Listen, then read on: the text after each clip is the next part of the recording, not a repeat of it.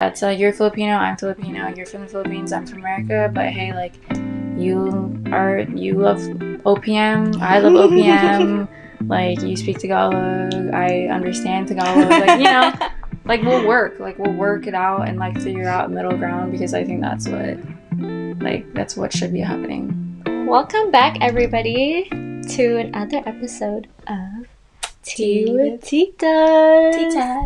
Duh. Missed you. Yes, we did. So what are we talking about today? I think this one's going to be a good conversation, I think. Yeah, I think this one is for sure something that gets the ball rolling, in the sense that it's a little bit deeper, a little not controversial. Well, right now it is a bit of a controversy on TikTok. Yeah, there's some discourse going on. Because there's a lot of arguments between Filipino-Americans and Filipinos in the Philippines. Mm-hmm. Not so much like who's better, but I think they're trying to say, like, as Filipino-Americans, our struggles kind of aren't valid because what we're experiencing here is nothing compared to what they experience in the Philippines. Mm-hmm. And we're not really going to go deep into that. We just want to put out our own experience as Filipino-Americans, because we can't really have that conversation without having someone from the Philippines present to share their story. Yeah, exactly. Because we only know our story, and it would be very one-sided for us to say, oh, then they're wrong because this and that. Yeah, or sure. We're wrong because this and that, Yeah. It's not really a right and wrong thing. Yeah, and I think it's important when it comes to discourse and just kind of like different opinions, is to always hear both sides. Mm-hmm. And I think for us, like, we only have one side showing. So what is that side? Like, how would you explain your story here, and like what you've faced as a Filipino-American coming here? I feel like there's there's actually different Filipino-American stories. Yeah. Because there's Filipino-Americans that were born here versus Filipino-Americans that migrated here. Yeah. But like, our stories are kind of different too. You weren't born here. You were born in the Philippines, but you moved here at such a young age. Yeah, that I practically grew up here. And I think it's also important to point out how we were like kids and stuff when, like, so we didn't have to do all the struggling and hustling to come here. Like, our parents were like the goats, and like they picked up their stuff. Like, they had a whole life in the Philippines, and they really chose to leave everything they had and to come here to America to give us a better life. Yeah. Too. So shout out to them. Like, we wouldn't be here sharing our stories without our awesome parents doing that, working real hard for us to have a better life. Would you say we have a better life here? What's your Filipino-American experience? Honestly, like, obviously, like, I wouldn't know, because I don't know if it would be better there, here. Like, obviously, I think like, the Philippines is a country. It's a third world country. It's considered a third world country because there is a lot of poverty there. So I think there's a really big I guess, concept and belief that America is the place to be, because, capitalism, like, everything is like, that's where it'd be, that's where you make more money, that's where you get your dream life and stuff. Because in the Philippines, you just can't do that. It's just very difficult, even if you study and, like, you have a really good job and stuff.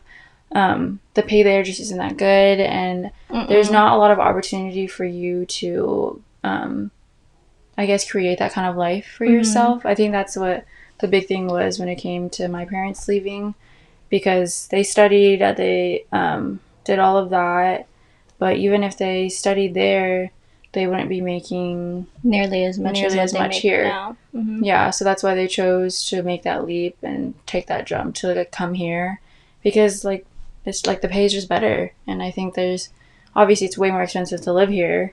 I think that's one thing that people, at least family back home, they kind of have this idea that because we're here, living here, they think that we're living it up, like, oh, we're buying everything expensive, everything new. Yeah, exactly. You know, but that's not always the case. Like, Yeah. we still have to make a living here. And I've heard a lot of stories where people purely rely on what their family makes abroad Yeah. to live in the Philippines. And sometimes it works for people, but a lot of times there's a lot of that misconception that, oh, since you live in the US, you must be super rich. Yeah. Like, but we're just like, we're it's middle not. class as hell, you know? Like, we can't even, like, I don't know, for most people, they have to support themselves. They don't even make enough to. It's like paycheck to paycheck Yeah. kind of thing, you know?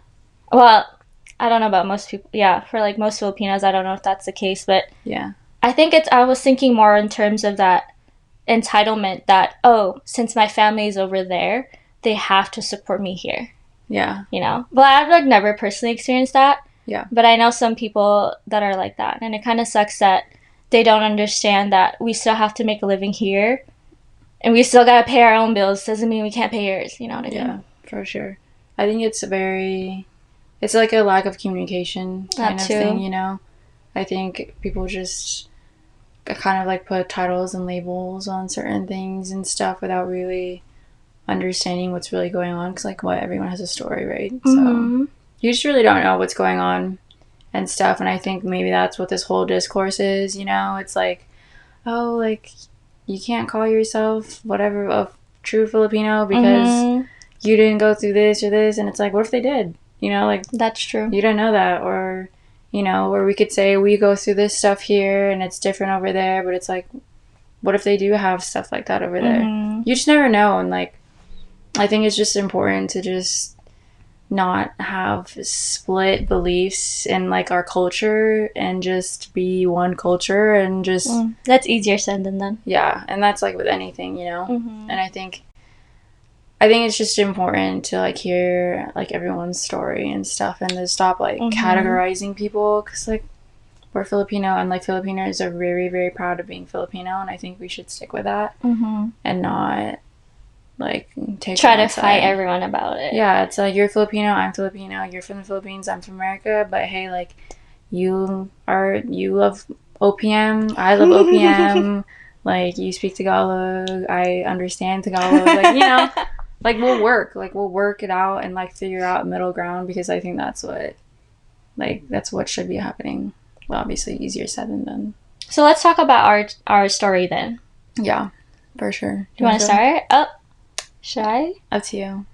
Okay, I'll go. Anyway, mine's kind of like easier. There. Like, I think yours is a little bit more complicated. I born in the Philippines, but I left when I was 2, so I wasn't even talking. So it was really easy for me to forget, like, that language kind of, like, obviously I would say, like, a few words and stuff like that.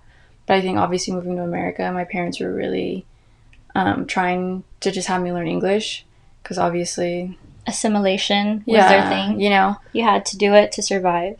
Yeah, for sure. And I think that was, like, the main like, idea for my family was just, oh, we're going to America, they're going to go to work, you're going to go to school, you learn English.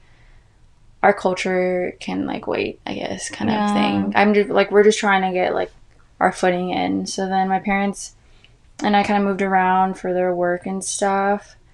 And then, yeah, we ended up in California when I was in 1st grade. And yeah, and then I was learning English from there. And then I would come home and watch the TFC and my mom would be cooking Filipino food and stuff. And I always thought it was, like, normal. You know, I did have those moments where I think the first time I realized that I was different in this sense of, like, all the other kids was when mom would pack me food. Oh, that's always the story, huh? It's always the food. Yeah, and freaking all these little kids having boring sandwiches and pizzas. Like, I came with rice and, like, some adobo or something, and it was super yummy, but it looked weird from a little kid perspective. So then I would be embarrassed to eat my food. But it was so good. Yeah, even though I was hungry, I would get really shy about eating my food and stuff, even though, like, my mom took her time to like pack everything up for me and stuff. And then yeah, I was just embarrassed of like heating up my adobo or beefsteak or some sinigang or something. I don't think she ever made like pack me sinigang because I feel that's too complicated for a little kid to try and heat up. But yeah, I think that's when I realized like, oh, not every family is like mine, and like I have a different, like my house is different than everybody else's and stuff and I think it was just hard because as a little kid you want to fit in. Yeah, you want to fit in, and I think it just made me kind of embarrassed and stuff of like us as Filipinos and our culture in that sense, like, oh, they don't like my food, they think it's weird, I'm weird, like my did you ever reject your weird. Culture like how crazy I did? Not to your extent, no. I think I was just very I don't know, like victim mindset in that sense of, oh, like why is my family not like theirs, like the whole little kids getting money and stuff for having good grades. Oh, we never got that. Yeah, I freaking never got that allowance. Shit. Yeah, an allowance. Like I had friends who literally, like I had better grades than them, and then their parents were just super sweet and wanted to reward them, and so they would always talk about. Actually, that might just be our family because my dad does that. Oh, really? I don't know, but I mean, I think just in general, just like Filipinos are just very, oh, you're supposed to be doing that. Yeah, like, why are it's you already like set in stone. Yeah, like why are you asking for a reward kind of thing? It's like, expected. Yeah, you're expected to do really good at school. So I think that's what really got to me too was, oh, like my family's just so mean. Like they don't ever give me an allowance for having good grades, but Sally got good grades for just getting B's, and they were always, and they always criticize you if you don't get good grades. So then I'm like, I get criticized, but I don't get money for having the A's that I do have, and then all of this stuff. And I think that's where it was very culture shock, because I feel like I was always comparing certain aspects of our families in that. Yeah, but that's not the same, too. Yeah. The American experience versus like the Filipino-American experience is definitely going to be different. Yeah, for sure. But yeah, and then I think I just learned how to, obviously being older, I realized that my culture is who I am, and I love who I am. As you should. Because of it. And I think obviously being older and really understanding perspective and other people's stories, I know that my family was just like that because, oh my gosh, I just burped, sorry. It was just like a way for them to survive, essentially. Yeah, so it's like... everyone's just trying to survive, you know, in this world that we live in. Because and which is true, because obviously education is very important and stuff, but for them it wasn't, oh, you really need to go to college so you can get like a job and stuff. For them it was, oh, you need to really do good in school so you can leave and come to America and like get a better life kind of sense, I feel. And I feel like for us we have more of the freedom, and we're blessed for that experience. Like, oh, I go to school and I have the option to do this, or whatever, But for them, it was very more tunnel vision. That's what they came here for, so that we could have those choices, at least. Yeah. The goats, they're doing their thing. But what about you? How was your experience? I feel like yours is a little... different, yeah, because you're older, huh? I think my culture shock, and I'll talk about it, but, I stayed in the Philippines up until I was 10. So I had enough of an experience there, like growing up. So I guess you would say I did have like the Filipino experience because I grew up there and went to school there for a little bit. And then I moved here, and then it was just completely culture shocking, or culture shocked. I didn't know what it was at the time. Like I felt very homesick actually too. Oh, really? Yeah, I remember like feeling so out of place. Yeah, I bet. Just like being even in your house, because we lived here with you guys before we moved out. So I was just like, it just didn't feel right to me. I don't know. It was just that, I guess, that empty feeling in my stomach. I'm guessing that was at the time like homesickness. But like you talked about your culture shock being the food, but me it was the language. Yeah, for sure, I bet. Because I had a really thick accent. that came back. I don't remember what I sound like, but I bet we have like home videos. Yeah, You would hear me be like yelling at you guys in Bisaya.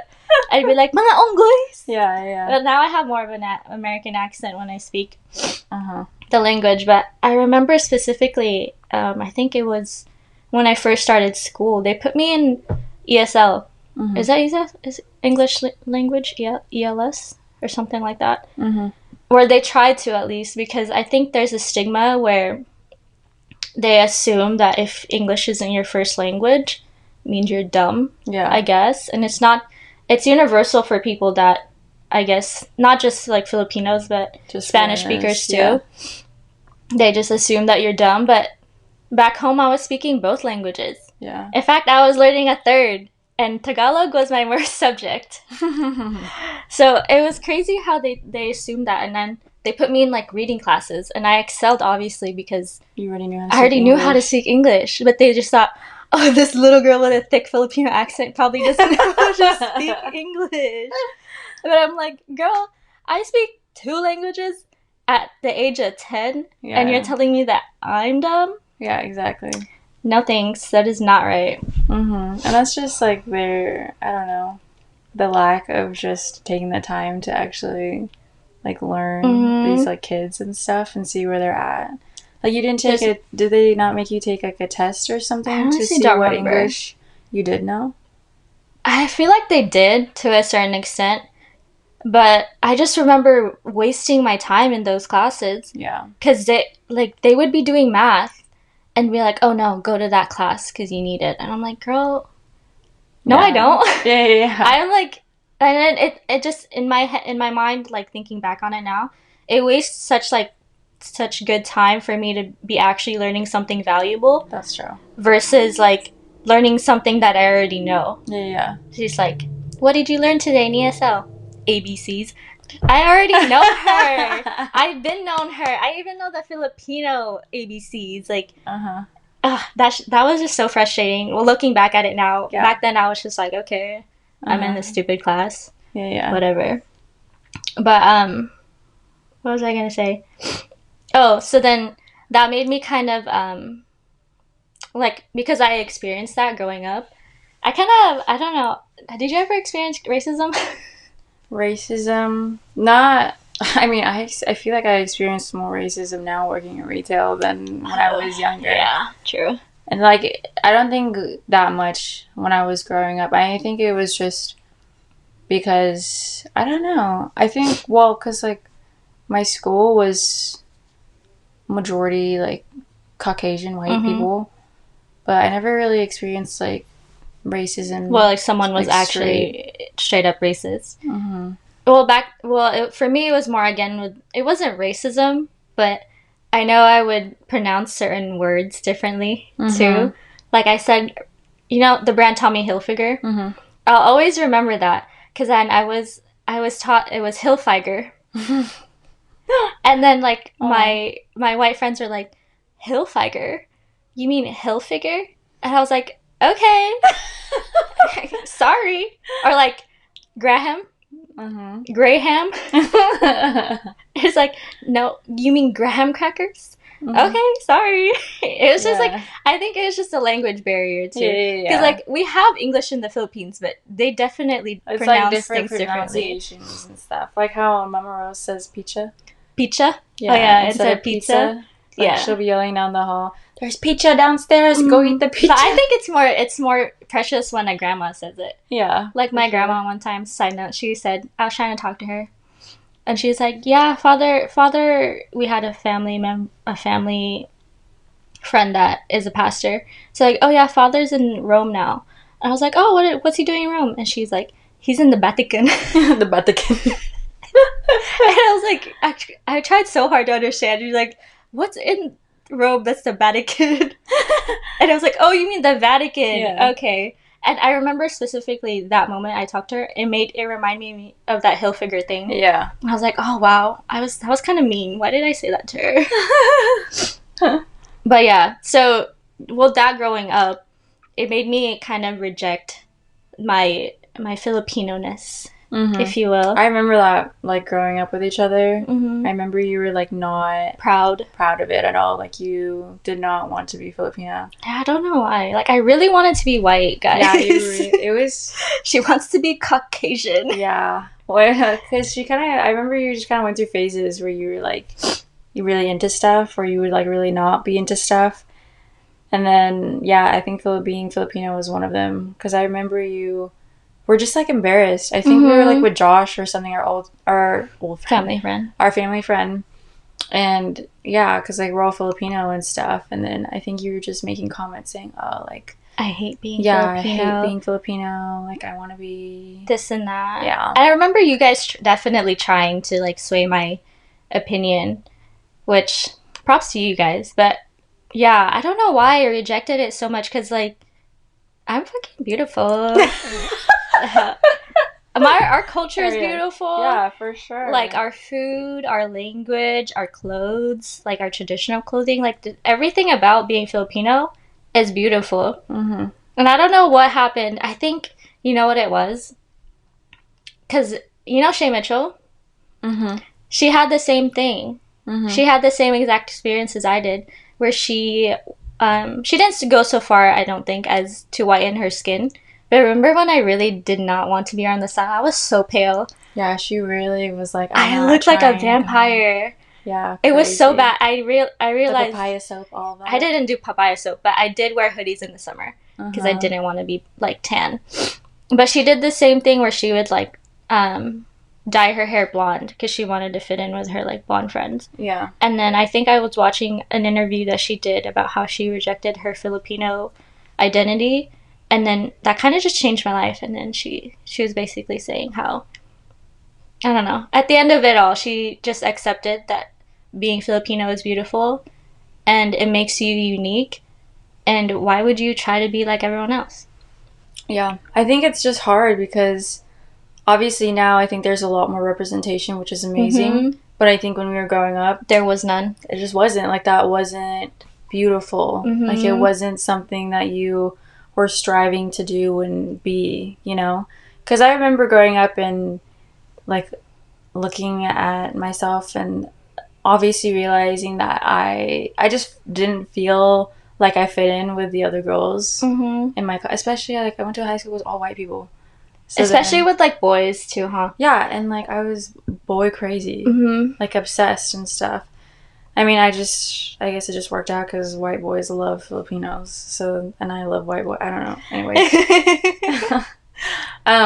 But yeah, I think it kind of really makes you think about, like, how you look and stuff. And it's just hard to make your younger self feel like you're beautiful when you don't see someone else that looks like you and is, like, considered beautiful. Because, like, even growing up in the Philippines, the people that are beautiful that you see in the movies, what do they look like? Yeah. Yeah. In the Philippines, it's for sure very, the whiter you are. Papaya soap. Yeah. Like, the whiter you are, the prettier you are considered in that sense. Colorism is real. Still over there. Which is crazy because here it's the total opposite, you know? Everyone wants to be tan. Tan and beautiful. Yeah. So it's just... and then it's just confusing because then what are you supposed to... especially with, like, what we see, right? Because in the Philippines, we grew... well, at least in, like, TFC and stuff, what we see is, oh, being white is beautiful. But over here, it's like, oh, you have to be tan to be beautiful. So it's like... What are we supposed to do? From me? Like, what do you want? Like, and stuff. You know, because it's, like, very different from what you see outside of your home, like, versus what's inside your home, in that sense. Yeah, I feel like growing up with two different cultures, you kind of have to turn on and off. When you would go to school, and then you would come home, and then you would hear about all of your other friends' families being a certain way, and then coming home and realizing how yours is. And it just made you feel like something was wrong, I guess, in a sense. At least for me. I was like, why can't I have that? And it just sounds so much nicer kind of thing for me. And it just kind of... I think it kind of just for sure put a relationship strain on, like, my family and I growing up with that kind of difference in culture. Because obviously, like, our parents are traditional, right, very, and conservative, and then you're growing up with all these different beliefs and concepts that are pushing that and testing that. But like, who are you supposed to be? Are you supposed to be like who you are out there? Or are you supposed to be like who you are with your family? I guess for us it would be both. Yeah, and I feel like that's something that is kind of nice, because I feel like now, being older, I feel like we are that middle ground, because I think I'm older now to really make my point and stand my ground. Obviously, when you're younger, it's hard to do that, because you're supposed to just listen to your parents. Yeah. You don't talk back. You can never. You don't question what they... You would die. Yeah, exactly. And I feel like the few times I did question that, when I was younger, it was like shameful AF. Like, Filipinos and their shame. Yeah, it was like, how... Hiya, is it? Wala kang hiya or something? I don't know about that one. Oh. I'm still learning how to speak Tagalog. We'll get into that later. Yeah. But yeah, it was like, you don't do that. And like, you don't... It's also like that. respect too. Yeah, that's like disrespectful. But then it just feels like what they're doing is disrespectful, and it's like, oh, but Sally's mom does this, and that sounds really nice and sweet. Like, why aren't we doing that? It's like, it's just not how it works, I guess. It's not how it is. And I think it's just hard, because I think I realized too, I actually just realized that right now while we're talking, that I think it's just the difference in communication is just very, like, intense. Because I think being Filipino, like, yeah, you're just supposed to expect to listen and not question what is being told of you. And I think versus like the culture here, you're very open to understanding the reason behind things. Because I feel like growing up, you aren't explained why things were like the way they are, you know? You just had to accept it. Yeah, it's like, oh, why are you treating me this way? Oh, just because. Like, oh, why is it? Because I said so. Because I said so. Like, you just listened to me. Versus here, it's like, oh, like, I'm doing this and this is this because of blah, blah, blah. Because I love you. Because I care about you and stuff. And I care about your future and this and that. Or things like that, you know? We really grew up on tough love. Yeah, very, very tough love. Which is confusing when you're around soft love all the time. Or seeing soft love from other families and stuff like that. Yeah, but that's like, it's what made us us, I guess. Yeah.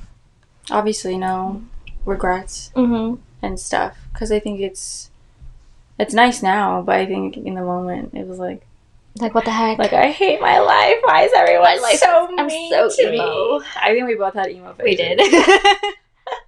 Insert pic here? No. Yeah. Let's not. I feel like they don't have that anymore. Like, kids now. No, they don't go through that weird, ugly, or like emo phase, or I don't know. It's because they have social media and they know how to be pretty. Yeah, they go. We had to grow up with Michelle Phan. Yeah, she's beautiful. She is. Yeah, but I feel like everyone has that awkward, weird phase, and not anymore. Sidetrack. Yeah. So, what are we doing now to preserve our culture? I know you're doing something big. I'm trying to learn Tagalog. But it's confusing for her because I speak Bisaya. Yeah. Like, I understand Tagalog, but I'm not fluent. I'm more fluent in Bisaya. And so you can't really be asking me how to say certain things because... It's just because, I mean, I think it's fine because my dad speaks Bisaya. So then, like, if you tell me stuff, it's like I'll still hear it because he'll say it. And obviously my mom knows a little bit here and there. But yeah, I think I'm not going to decipher and be like, that's what it means. I don't know if it's Bisaya or Tagalog, but someone's going to understand me, you know? Because like you said, it was like a little bit more common now. Yeah, that people are speaking Bisaya more, I think. Yeah. At least in like the media, in the Philippine media. Yeah. Yeah. For sure. I think represent. Exactly. Because I've always known how to like understand when people talk to me in Tagalog or Bisaya. I just never knew how to reply. It just didn't click in my brain. It was so difficult for me to try and think of sentences and how to put these words together.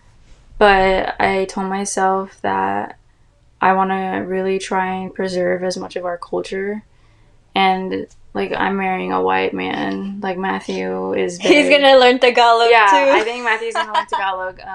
But yeah, he is Caucasian, and there's no ounce of Filipino or anything like that in him. And like I said, like Filipinos are very proud. Like I'm very proud of my culture, and I'm very proud about how I grew up and who I am. Obviously, we're gonna have like our own twist to how we are now and growing up here, and I think we take here and there all the good parts of both. Mm-hmm. So I'm really excited to see how that is. Like I feel like our kids are gonna be really lucky because they have both. Both, yeah. You know, but can't wait to see it. Yeah, and I really want to preserve that. So I want to learn how to speak Tagalog or Bisaya or a mix of whatever of both of them because I don't want to lose that. Like I don't want my kids to only be white because you know their dad is white and we live in America and you know I want them to have that culture. So I'm trying to do that for my future kiddos, and I want to learn how to cook more dishes. Oh, that's the thing too. Food is like a really good way to preserve the culture. Yeah. Oh my gosh, you should learn cooking classes from like Nanay. Yeah, I know. I want Nanay to teach us how to make it because, and I'm gonna make like a cookbook or something. I don't know because, you know, obviously, she's not gonna be there forever. So I really want to take advantage of that right now. So I love that for you. Mm-hmm. You know what I'm doing? What are you gonna do? How are you gonna preserve our culture? I just had a terrible. No, it wasn't a joke because you know how I rejected my Filipino culture. Yeah. That also meant not dating any Filipinos. Oh yeah. So I was gonna say, yeah, I'm preserving my culture by dating Filipinos. That'll really help. I'm joking, but honestly. But she's into them. That's like I didn't realize after dating a Filipino how much more fun it is because I didn't have to explain why things were the way they were. Yeah. Because when I dated a white guy, like he could not understand why I couldn't argue with him on the phone because I had so much pride and I didn't want to embarrass myself in front of like these people. But he's like, "No, we're fighting right now," and I'm like, "No." But like, I just didn't have to explain even like my culture at all to Filipino. And honestly, the jokes are much funnier. Yeah, because I know. Because they understand. And then the language is so fun to have like conversations. Yeah. So, I mean, I'm just... must be nice. It's a joke. Like, I'm not dating Filipinos on purpose to preserve my culture, but it's an added plus. I feel like it's an added plus. It is. So, you know. I feel like I'm already doing everything that I need to do to preserve. Like, I'm doing the same thing as you. Like, I actually relearned Bisaya because I lost it for a little bit when I moved here because I was rejecting my culture. What shifted for you? Like, what? Going back home. Remember? Oh, when you went back home? The first time after I moved here. Oh, okay. Mainly out of the fact that I felt like if I didn't know how to speak it, I would get scammed. She didn't want to. But when I came back, they knew immediately because I have an accent. Yeah. So I was like, there was no point. Wait, this most recent one, or when did you go back home? 2018. 2018. Oh, okay. Yeah, because I'd be like, too big, please, and they would mock me. Too big, please. Oh, so you were kind of rejecting your culture till 2018? No, like not anymore. I think so. Oh, no, yeah, okay. You're right. I think I kind of started to accept it towards like junior, senior year. Oh, okay. But after I came back, like going back home humbles you, but it also changes you. Yeah, for sure. Yeah, I think that was really the shift. And then once I got to college, I met more Filipino people. And then that's when I became more. I think that was really the shift because then I also joined the Filipino club, and so I got to talk to more Filipinos, and then. Yeah, that's kind of when I started to fall back in love with my culture. I feel that. I feel like it's really important to have that kind of community. Because I think in high school, I did not have that. I was literally just me and this other girl who were the only Filipino girls in our class, and we were both whitewashed AF. So there's no culture to be shared. Yeah, but then when I went to college and I moved down to SoCal, I was surrounded by so many Filipinos. And then I was like, I love this. Yeah. Like, I everything feel about it. So much closer to the people around me, and there's so much more to relate and stuff. And And I wanted that, and I wanted to keep that. Mm-hmm. So I guess college does change you too. Oh yeah, for sure. In many different ways. We'll talk about that in another episode. But yeah. So we just got to keep doing our thing. Yeah, I think it's very important. Our culture. Yeah, because I feel like it's something that really makes you who you are and stuff. And I feel like you experience that if you reject it. I don't think it's really going to do anything for you, right? Because I feel like it's more fun if you accept who you are and like, this is who I am and it's not going to change. So either have fun with it and roll with it, or I just reject it and not have fun, and it's like boring. Yeah, you know. Anyway, that's a tea. Thanks for I like this conversation. Yeah, for sure. We should talk about ourselves more, as if we haven't already. But thanks for spilling the tea with us, and see you next time. Sharing a cup of love, I guess. Sharing a cup of love. Bye, guys. Bye.